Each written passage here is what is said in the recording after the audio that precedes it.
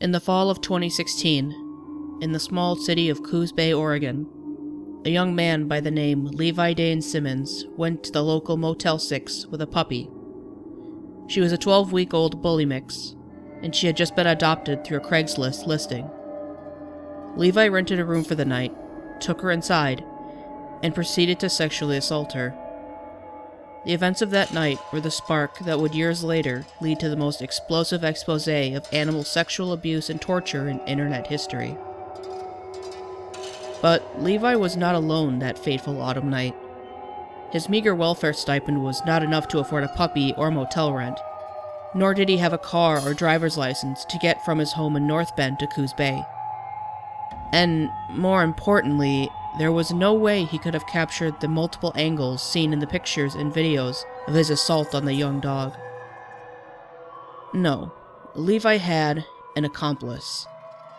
And not just a run-of-the-mill zoosadist, if there is such a thing. This man had been plaguing the Pacific Northwest for nearly half a century, mutilating and killing small animals in ways that rival wolf in their cruelty and severity. From the cutting dogs open and fucking their entrails while they were still alive and screaming in pain habit that he has developed. The 2018 leaks would not be his first experience being caught either. His twisted acts had been documented multiple times in the zoophile community, and his insatiable, sociopathic urges have left him in a Groundhog Day loop of hunting and being hunted for the last 30 years. Dog dude, rainsters, dog lover, dog slot, mate pups, muttling. The names he has used are too many to count. So as we go down this grotesque rabbit hole, let's just call him by his actual name. Tim Amoroso.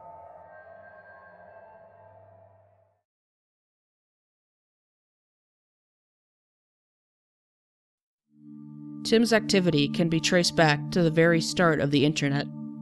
In the early 90s, he partook in zoophilia and bestiality-based Usenet groups, such as alt.sex.bestiality. He used the screen name DogDude, though sometimes attached his real name to his posts as well.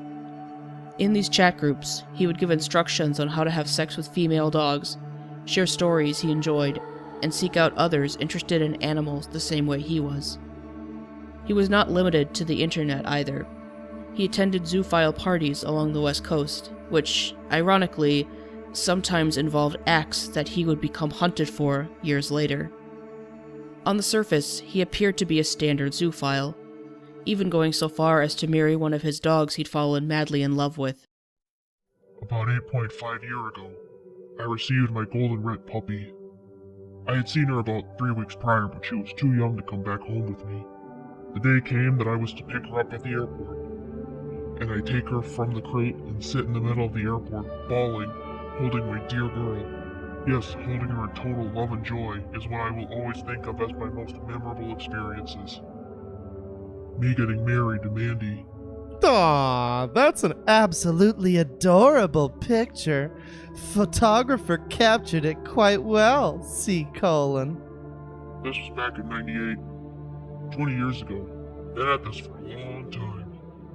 Behind closed doors, however, Tim had developed an obsession with sexual sadism, torture, and killing. Bellies are easy. My cock loves puppy bellies. Rat sleeve is almost as good as bunny sleeve. Feeling that flesh tear around your cock is a very unique feeling. My favorite for most young animals is to make a small hole in the lower belly and fuck the hole. You make it shallow enough and precise enough that you don't cut into the entrails. If you do it with a young enough and small enough animal, it's kinda like a fleshment.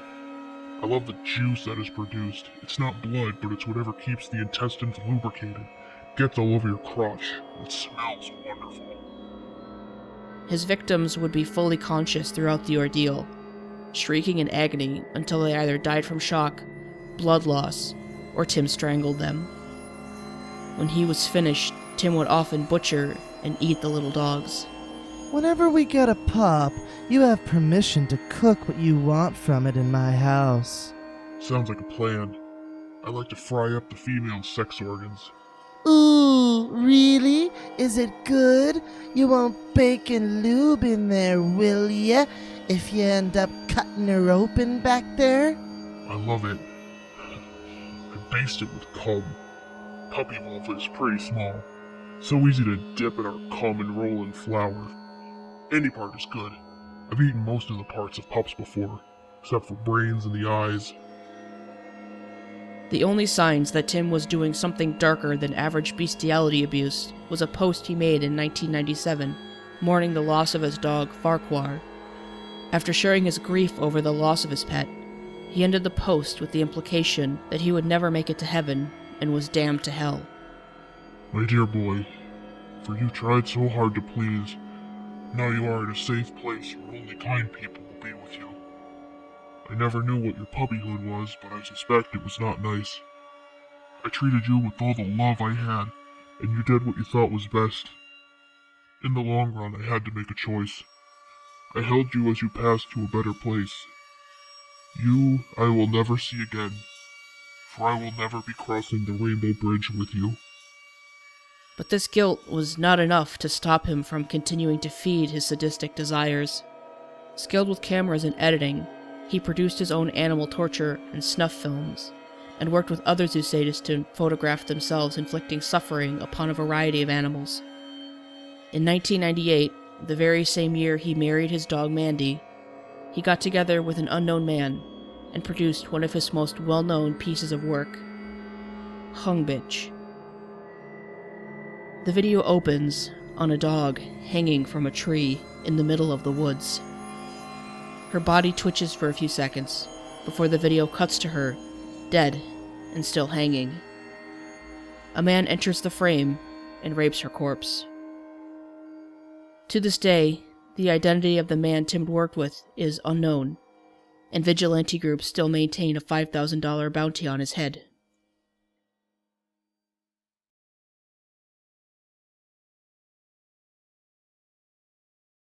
Prior to the 2000s, bestiality pornography was largely distributed through real-world connections.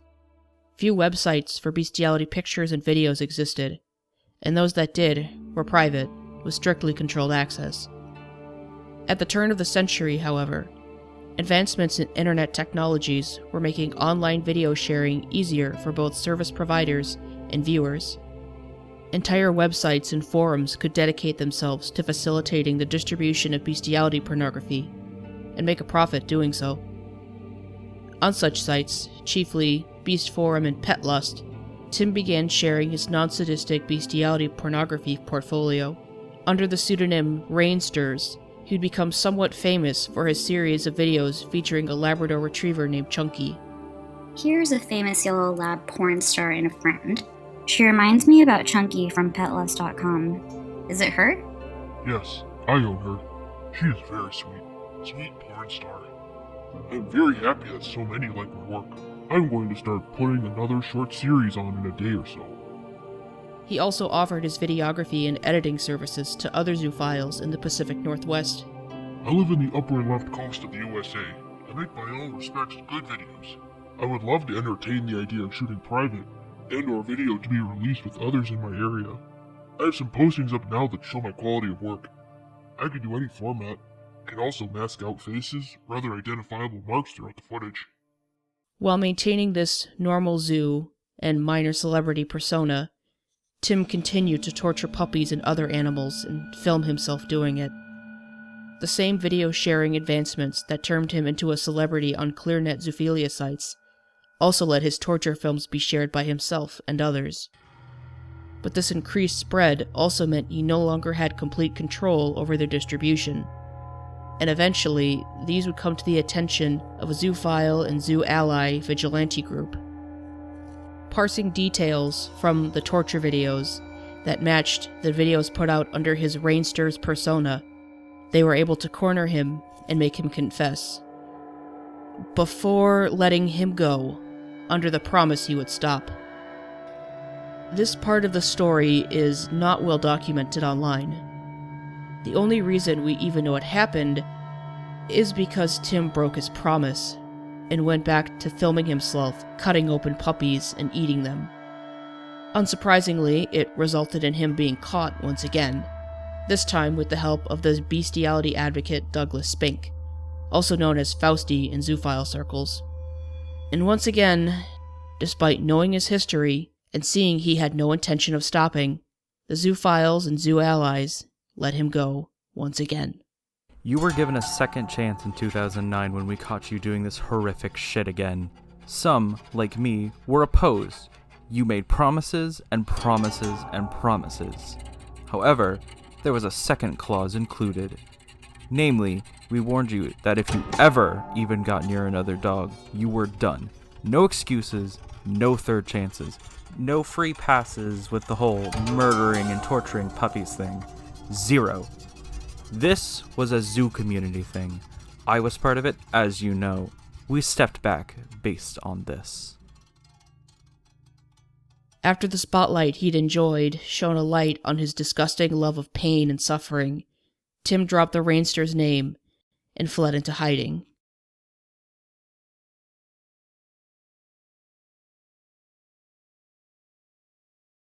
It would be roughly 4 years before Tim returned to the ClearNet, this time with his eyes on a new website, Reddit. In September 2014, he opened an account using the alias MadePups. What remains of his comment history is largely benign, but his posting history revolves entirely around posting in and promoting a subreddit he created called r/innocent victim reports. On the surface, it appears to be a true crime sub dedicated to news stories about children and occasionally animals. But things get strange when you read the first sentence of the description. This is for those that like to follow the news articles of sexual abuse of innocent prey. Any remaining pretense that Tim was disgusted by the sexual abuse of young children was stripped away when he advertised the sub on rape fetish subreddits like r/strugglefucking. Onlookers on other, more innocent subs he tried to advertise on took note of his now deleted comment history. Your sub is bad and you should feel bad. Go back to raping dogs and fantasizing about raping kids. Yes, OP admittedly does this. Look at their user history. Jesus Christ. You're right. What the fuck, OP? r/innocent victim reports is actually Tim's public collection of real child abuse, torture, and murder stories he uses as pornography. His sadism is not limited to animals. He wants to hurt and kill anything, or anyone, too young to fend for themselves. For reasons unknown, Tim left his MadePups account in May 2015, and returned later that year with a new one, now going by Dogslot. With this new account, he was even more blatant about his obsession with sexual violence and pain, continuing to post in innocent victim reports with increasingly ghoulish and racist titles, and creating his own necro-bestiality subreddit, r/sexydeaddogs. New kinky animal sub. PM me if you like sexy use of animals. I do find dead dogs and puppies very sexy. For the most part, Tim's public sadism displays were only noticed by a handful of disgusted onlookers and rubberneckers. One Redditor, however, took particular interest in him. He was not sickened, but instead intrigued, and began pursuing contact with him. I'm so happy that I pushed us becoming friends on Reddit, XD. I'm so happy I met you. Heart emoji. Yeah, Reddit. Who would have thunk it?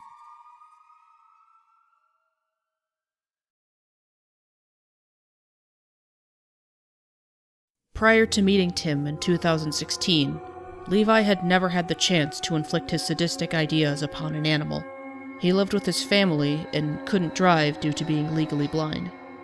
Tim, meanwhile, had decades of experience, an eagerness to help others torture animals, and a car.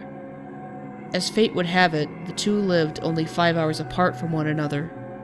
This relative closeness meant they could inflict their twisted fantasies upon animals together, and in the fall of 2016, this possibility would become reality. They purchased a 12-week-old puppy off of Craigslist and took her to the Coos Bay Motel 6. Tim drugged her with alprazolam and broke her teeth to keep her from fighting back against them. She was first raped by Levi, with Tim recording the assault. When Levi was done, Tim took her into the bathroom and violently raped her himself. I am shy about my size, sort of why I fucked her in the bathroom, but perhaps next time I will try and get some wood around you. Aw, I heard that splashing all over the bathroom and I felt it on my feet too. XDD. Must have really scared her to get her to piss herself that much. You sexy. I'm glad you had a nice time with her though. Next time I'll watch you fuck her. Yeah, bit down on her vulva and she was a fountain that quickly. Her vulva ripped open great. Couldn't I get past that? Flesh isn't the problem. It's the bones in the way. The original plan was to kill the puppy when they were finished with her. But as they ended the assault, Levi couldn't bring himself to kill her after looking into her eyes. So instead they took her, still drugged and bleeding, and dumped her at an unknown location in Coos County. Whether she survived is not known. I know this seems weird, but I've also come to look back on my first time, and when I looked her in the eyes, I actually regretted not snuffing her. You could see the innocence in there. I'd imagine with the more times I do this stuff, the more excitement I'll be able to get out of the eyes of the pups I have fun with. I think. I don't much mind looking in their eyes. It is fun when you are about or taking their life. Sometimes. Depends on the pup. The one we had, I also regret not snuffing her after you were departed. But I didn't. She would have been fun to use all limp and stuff. The pair would try again and again to get another puppy to torture together. Their schedules and money would never align again, but this didn't stop them from laying detailed ideas and plans for what they would try to do. Have you thought of any idea, '(s) as well, by the way, as to what we should do with the fuck toys? :3. Anything you haven't tried or any new idea, '(s) you've come up with? Well, not much I have not tried. But a few things I have been thinking of doing is mostly giving oral to the guy, you, as you fuck different holes in the toy.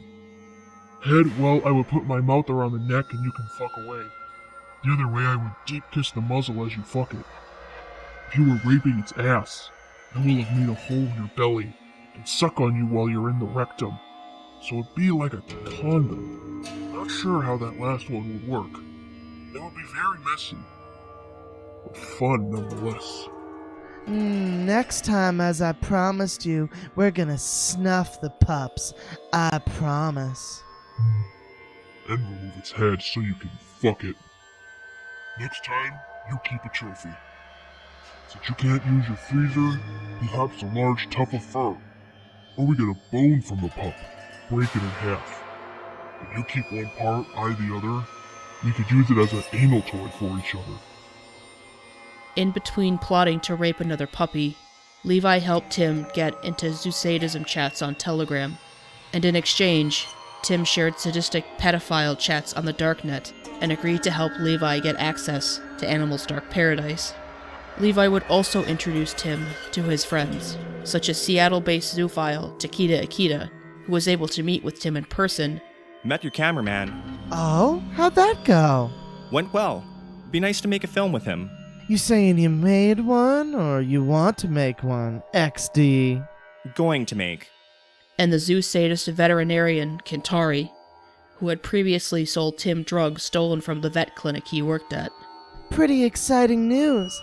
I got myself a drug contact on the East Coast that is willing to sell the same type of drugs you get for pups, and even more powerful ones as well. Figured I'd just let you know. Wow. Heck, I will fund you money for some of that supply. There's some intense stuff you can get, like Dexdomitor, I think it's called. See if you can get ketamine. I will ask. Can you tell me, is this guy a black man? He is. :P. He has dealt with me before. I trust him. As time passed, Levi's eager sharing of the content he and Tim made in 2016 would result in a repeat of what had happened to Tim over a decade prior. In 2018, zoophile vigilantes Shadowwoof and Zoodonym found the videos, and once they discovered Levi was the one on camera, they began digging into him for information.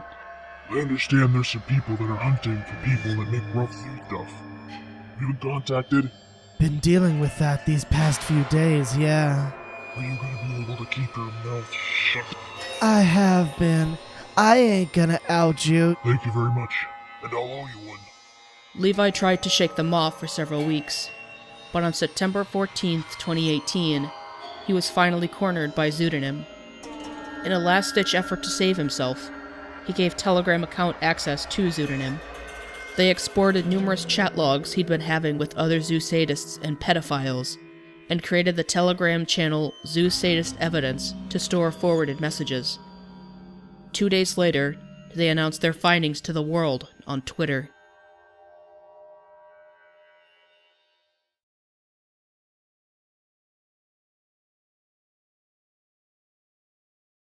Despite being the one most responsible for the creation of the puppy rape videos that had earned Shadowwoof and Zoodonym's rage, Tim was not included in the original chat log dump. Zoodonym's only explanation was they were focusing solely on the furries found in Levi's ring. The most the public could glean of his existence were Levi's chat log mentions of having a cameraman who had been involved in the rape of hanged dogs in the past. In an ironic twist, Douglas Spink brought up Tim's old Rainster's name when dismissing the chat log's legitimacy, completely unaware that his old enemy was directly responsible for the leaks. Text logs passing around the interwebs are no substitute for facts. Sorry, that's been true for decades. Facts, please. Facts. Those we want to see. Remember Rainsters and hunting him down repeatedly? Remember the videos that were located and reviewed? We do, from first-hand involvement. Coos Bay police opened an investigation into Levi within a week of him being outed. He would be arrested roughly 1 month later on charges for animal sexual abuse and animal neglect. Tim, however, was never charged. Shadowwoof and Zoodonym did not hand over everything they had on Tim to the Forvengers, the group who were working with the Coos Bay police on Levi and Tim's case. Zoodonym had exported Levi's Telegram contacts, and on that list was Tim's real phone number. Without this crucial information, the Forvengers were not able to give the Coos Bay police hard proof of Tim's true identity. Why this information was withheld hasn't been explained, and it calls into question the true intent of Shadow and Zoodonym, who claimed there was, quote, no more covering for these people, unquote. Maybe it was because they shared the same mindset as Doug, the sentiment that had let Tim go free twice before. This is not a call for a witch hunt on these people. I do not want people doxxed or whatever because of this. Next time I and others may not be so lenient. Maybe we'll go straight to the police, as some of you deserve. This is your only warning. Be careful who you trust, and get some fucking help. Editor's note: while putting this video together, I did receive word that Zoodonym had sent this information to the FBI at a later date with a separate group. So, credit where credit is due, they did not withhold it entirely from the authorities. Doesn't change the fact that they stymied the investigation that had the highest chance of putting Tim in prison. Whatever their reasoning, there were no signs Tim had been found by the time Levi was arrested. Levi has an extremely poor memory, to the point he can't even remember his own home address, or the names of people he talks to on a daily basis. When interrogated by police, it is highly likely he could not remember Tim's full name or phone number. And without a name, police would not know which records to search through at the Motel 6, assuming the motel even kept records that far back. While Levi was released and had all charges dropped, his devices were still seized, and a year later, the police were able to lock him away for 25 years on child pornography charges. Maybe, if they knew enough about Tim, he'd be sitting in a cell for the same thing.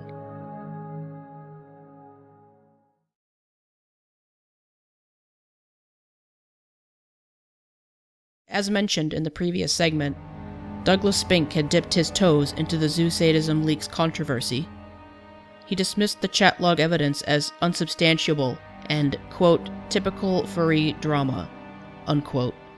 Despite being given 1.4 gigabytes of additional zoosadist evidence in late 2018 and promising to go over it, he remained completely ignorant to what was going on up through the early months of 2019. One obvious highlight is that 2 of these abusers were arrested. Levi Dane Simmons, otherwise known as SnakeThing, and Marrero Pernes. I don't know how to say his name. There are a few problems with considering those to be wins, however. For me, right off the bat, I haven't seen any evidence that links Levi Dane Simmons to the online name SnakeThing. And I don't know if it's not just some random newspaper clipping about animal abuse that was then imported intentionally in to say, look, we got this guy arrested, with nothing to back it up. After touching on the controversy in his Zooier Than Thou podcast, Doug began receiving contact from people involved in the leaks, both those who had been hunting down the sadists and the sadists who were being hunted. Through these discussions, Doug finally learned of Tim's involvement and began taking the chat log seriously for the first time. And then, out of the blue, he uses the term puppy splitter to describe one of the acts. Just out of the blue. Horrific. It's just fucking horrific. And worse, it sounded kind of familiar. I'm thinking, where did I hear that before? So this guy seems particularly preoccupied with rainsters. Rainsters? Why rainsters? He's not even part of this. That was a decade ago. He received a more comprehensive set of chat logs from Zoodonym, including the numerous logs and files that had been withheld from the original 2018 dump. Doug wasted no time publishing the chat logs online, labeling them the #torture files, and announcing his findings on Twitter, mirroring Zoodonym's actions half a year prior. Unlike Zoodonym, however, Doug's log publishing went unnoticed by the general public, and for a time, Tim continued as if things were normal, quietly growing his sadistic porn stash on Ink Bunny. In July 2019, however, Tim vanished from his usual ClearNet haunts. While disappearing is common for people caught committing crimes, Tim waiting 3 months after Doug outed him to crawl back into hiding made little sense. It would be another 4 months before Tim showed up again, sending the following email to Doug's Zooier Than Thou podcast co-host, Toggle Rat.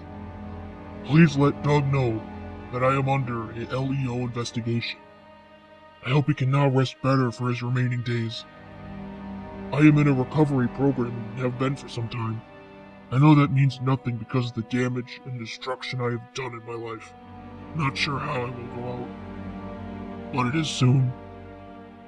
Regards, DD. Given Tim's history of lying to weasel out of facing consequences, it would be foolish to take his words at face value. Doug offered no confirmation of an open law enforcement investigation, and Tim offered no proof he had been in any kind of therapy program. How could anyone know he wasn't lying yet again?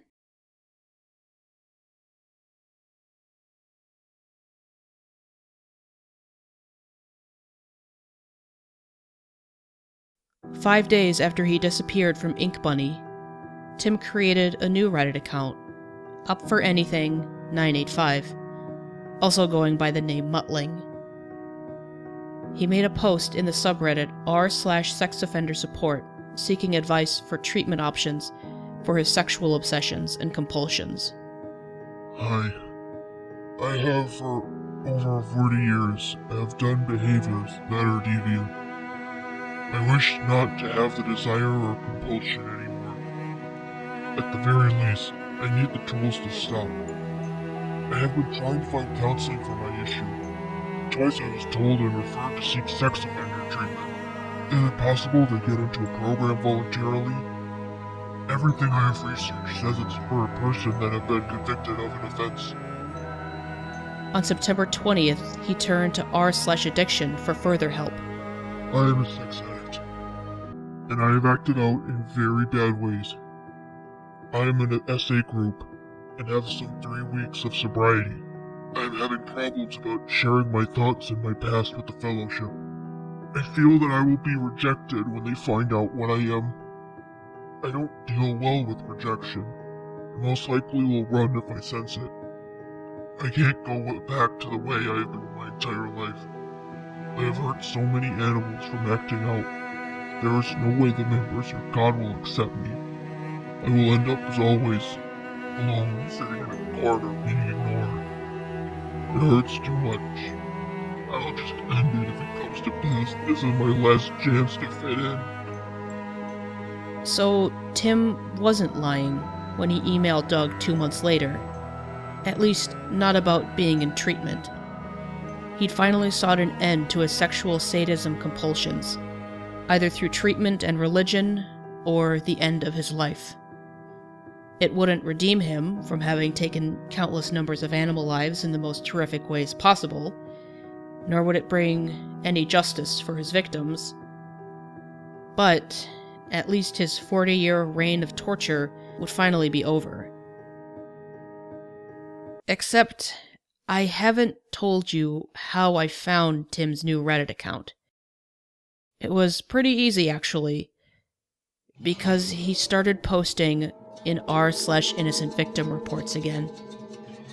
On December 10th, 2019, 6 days after Levi was arrested for a second time, Tim shared a news story about a 12-week-old puppy who had been abused and dumped by the wayside in Boston. In many ways, the case mirrored what he and Levi had done together in 2016. Combined with the timing, I can't help but read this as a taunt. A quiet middle finger reminding the world he is still free and still planning to inflict as much pain as possible on the innocent. He'd given up on therapy. He hadn't taken his own life. Once again, Tim reneged on his promises and went back to his old ways. Doug Spink lost his battle with cancer on January 23, 2020.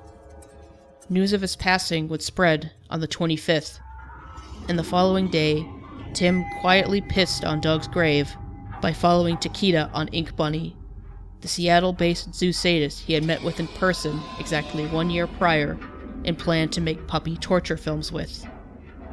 It was a show to anyone still watching that he is still out there, while his hunter was not, and he fully intends to continue his reign of terror on animals in the Pacific Northwest.